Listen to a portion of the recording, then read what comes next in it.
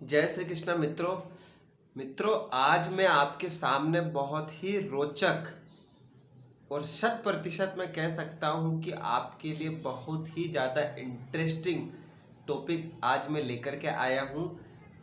जन्म कुंडली में संतान भाव पर चर्चा।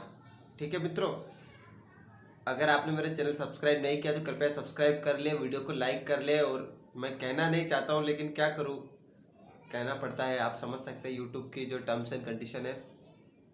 मित्रों, ये एकदम मेरे मन में विचार आया किसे, देखो मैं इसके बारे में बताता हूँ। आज मैं एक जन्म कुंडली विश्लेषण कर रहा था तो मेरी जिन श्रीमान से चर्चा हो रही थी तो मैंने कहा था कि आप अपने प्रश्न मुझे बता दीजिए, जो भी आपके प्रश्न है मैं आपके प्रश्नों के आधार पर मैं आपकी जन्म कुंडली का विश्लेषण करूँगा। ठीक है मित्रों, तो उनके बहुत सारे बहुत अच्छे प्रश्न थे। हालांकि सबके अच्छे प्रश्न होते हैं, लेकिन उन्होंने एक प्रश्न संतान को लेकर किया था कि पंडित जी, गुरुजी, मैं मेरी संतान को लेकर के बहुत ज़्यादा पीड़ित हूँ, परेशान हूँ। मेरी संतान से बहुत ही शत्रुवत व्यवहार रहता है।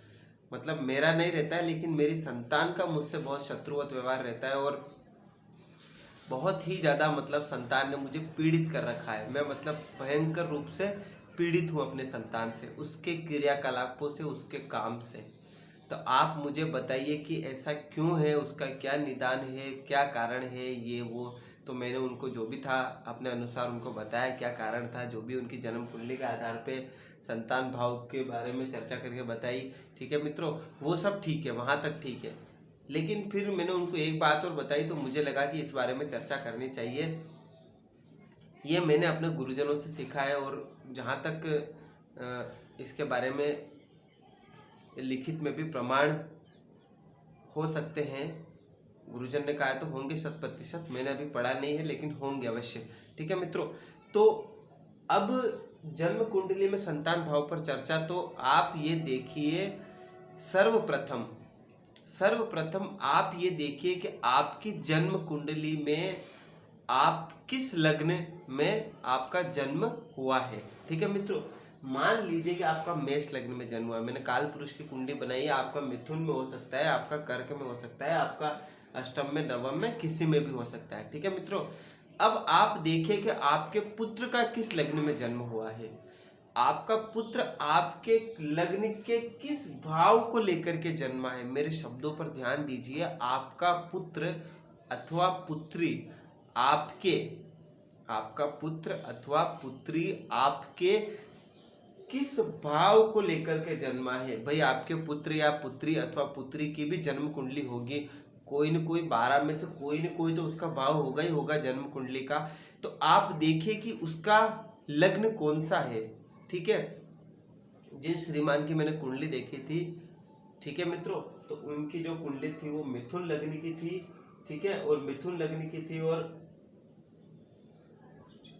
मैंने जिस श्रीमान की जन्म कुंडली देखी वो मिथुन लग्न की थी और उनके जो पुत्र है उनकी जो जन्म कुंडली थी वो थी वृश्चिक लग्न की।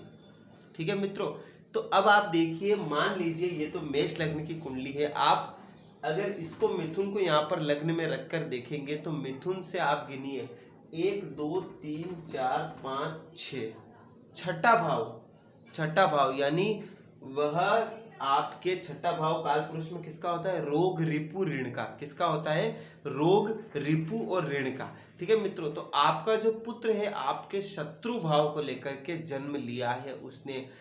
गाहे बगाहे आप कितना भी प्रयास कर लीजिए, आपको चाहे वो अच्छा करेगा चाहे बुरा करेगा, वो नहीं चाहता आपको कष्ट देना, वो नहीं चाहता आपको पीड़ित करना, किंतु उसके क्रियाकलापों से उससे जाने अनजाने ऐसे कार्य अवश्य होंगे कि आपको पीड़ा होगी। क्यों? क्योंकि वह आपके शत्रु भाव को लेकर जन्मा हुआ है। ठीक है मित्रों, अब मैं आपको एक चीज और बता देता हूं। ठीक है मित्रों, आप समझ गए ना मेरे कहने का अर्थ। देखिए, आप मिथुन लग्न की, अगर मिथुन उनका लग्न था तो मिथुन कर्क, मतलब 1 2 3 4 5 और ये 6। ठीक है मित्रों, तो छठा क्या हो गया, उनका शत्रुवत भाव हो गया। केवल यही कारण नहीं था कि भाई यही कारण था इसलिए उनके पिता, उनके संतान की वो बनती नहीं थी, या फिर उनके संतान के क्रियाकलाप ऐसे थे जिनसे वो बहुत ज्यादा पीड़ित थे। ठीक है मित्रों। अब क्रियाकलाप अच्छे होंगे और पिताजी पीड़ित होंगे ये तो संभव नहीं है, इतना तो आप भी समझ सकते हैं। कुछ न कुछ क्रियाकलाप में गड़बड़ी होगी तभी पिताजी उनके परेशानी अवस्था में दिख रहे हैं। ठीक है मित्रों, तो हालांकि मैंने संतान भाव पर भी चर्चा की, उनके संतान भाव को देखा, उनका संतान भाव भी पीड़ित था। लेकिन ये मैं आपको एक बहुत ही अच्छा सूत्र बता रहा हूँ।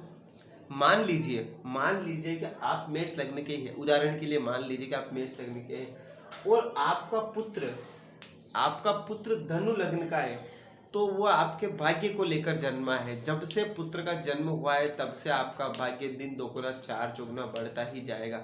दसम अगर आपके मेष लग्न है और आपके पुत्र का मकर लग्न है तो आपका पुत्र आपके कार्य क्षेत्र को लेकर जन्मा है, यानी उसके जन्म से आपके कार्य क्षेत्र में बढ़ोतरी मिलती ही जाएगी। लेकिन उसमें बहुत सी, ये मैं एक मोटा मोटा सूत्र बता रहा हूँ, उसमें बहुत सी चीजें देखनी पड़ती है।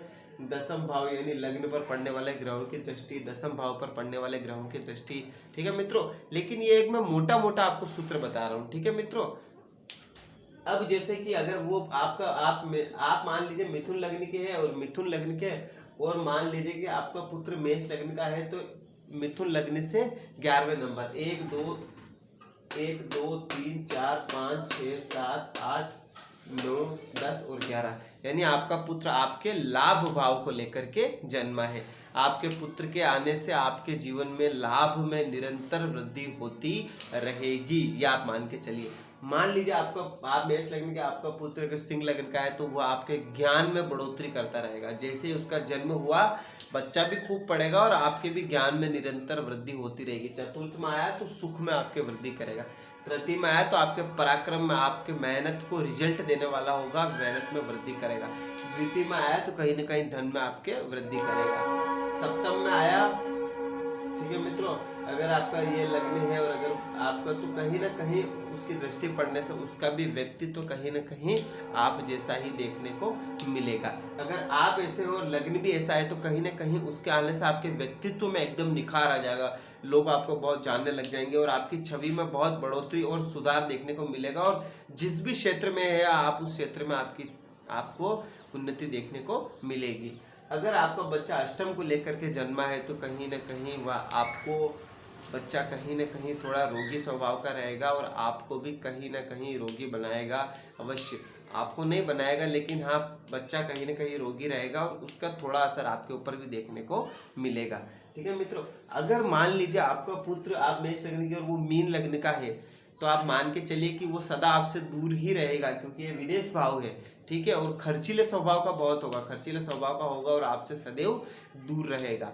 ठीक है मित्रों, अब मान लीजिए यहाँ पर बैठ करके वो शुभ ग्रह, कोई शुभ ग्रह होकर के बैठ करके अगर यहाँ पर अच्छे ग्रहों की दृष्टि डालेगा तो वो दूर रहेगा, आपको पैसे भेजता रहेगा, आपसे हालचाल पूछता रहेगा, फोन लगा पूछता रहेगा, हाँ पिताजी कैसे हो, माताजी आप कैसे हो, माताश्री आपका स्वास्थ्य ठीक है, पिताश्री आपका स्वास्थ्य ठीक है, वो आपके लिए चिंतित रहेगा। लेकिन अगर वो पापा ग्रह हुआ और उस पर पापा ग्रह की दृष्टि है तो आप लिख के ले लीजिए, वो दूर जाएगा और मस्त हो जाएगा, भूल सा जाएगा आपको, ये आप मान के चलिए। मतलब बहुत न के बराबर आपके बारे में सोचेगा। ठीक है मित्रों, तो ये आप अपने जन्म कुंडली पे विश्लेषण अवश्य करके देखिए और कुछ लगे तो मुझे बताइए। वीडियो को देखते रहने के लिए आपका बहुत बहुत धन्यवाद। जय श्री कृष्ण।